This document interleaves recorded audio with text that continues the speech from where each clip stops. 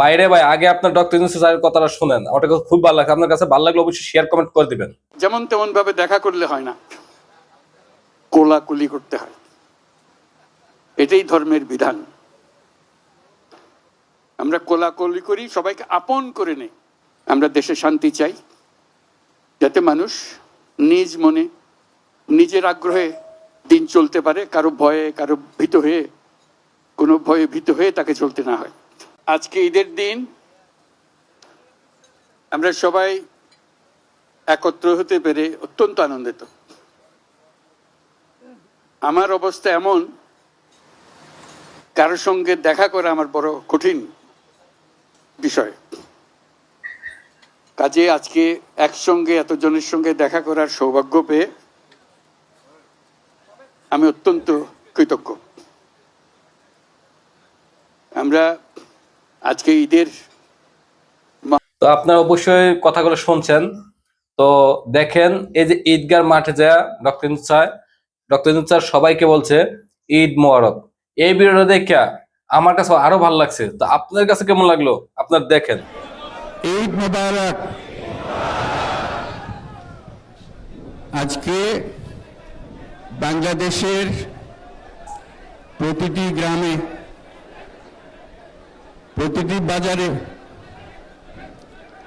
প্রতিটি গঞ্জে, প্রতিটি শহরে ঈদের জামাত অনুষ্ঠিত হচ্ছে। আমরা জাতির পক্ষ থেকে জামাতে যারা যেখানে শরীক হয়েছেন তাদেরকে ঈদ মোবারক জানাচ্ছি। একটু জোরে বলেন, তারা যেন সবাই শুনতে পায়। যারা ঈদের জামাতে শরীক হবার সুযোগ পাননি তাদেরকেও আমরা ঈদ মোবারক জানাচ্ছি, সেটাও জোরে ঈদ মোবারক দেন।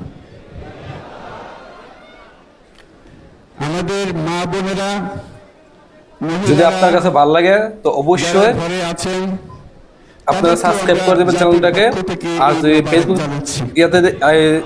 ফেসবুক থেকে দেখে থাকেন অবশ্যই আপনারা শেয়ার করে দেবেন এবং কমেন্ট করে আপনাদের মতামত জানাবেন। এবং ইউটিউব থেকে দেখলে আপনারা ইউটিউব চ্যানেলটা আপনারা সাবস্ক্রাইব করে রাখবেন, যাতে নতুন নতুন ভিডিও আপনারা পেতে পারেন। এবং কমেন্ট করে আপনাদের মতামত জানাবেন। জামাতে যেতে পারবেন কিংবা যেতে পারবেন না, কিন্তু জাতির পক্ষ থেকে আমরা তাদেরকেও ঈদ মোবারক জানাচ্ছি। যারা বাংলাদেশিরা আছেন পৃথিবীর বিভিন্ন দেশে, জাতির পক্ষ থেকে তাদেরকে আমরা বলে যাইনি, তাদেরকেও আমরা ঈদ মোবারক জানাচ্ছি। যারা হাসপাতালে আছে, রোগী, বিভিন্ন কারণে ঈদের জামাতে যেতে পারেন নাই, তাদেরকেও ঈদ মোবারক জানালাম। ঈদ দূরত্ব ঘুচানোর দিন, নৈকট্যের দিন, ভালোবাসার দিন।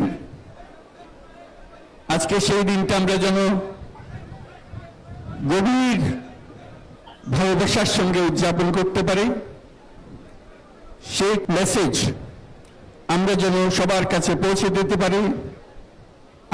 আজকে একটা অটুট ঐক্য গড়ে তোলার দিন, এবং আমরা স্থায়ীভাবে ঐক্য গড়ে তুলতে চাই।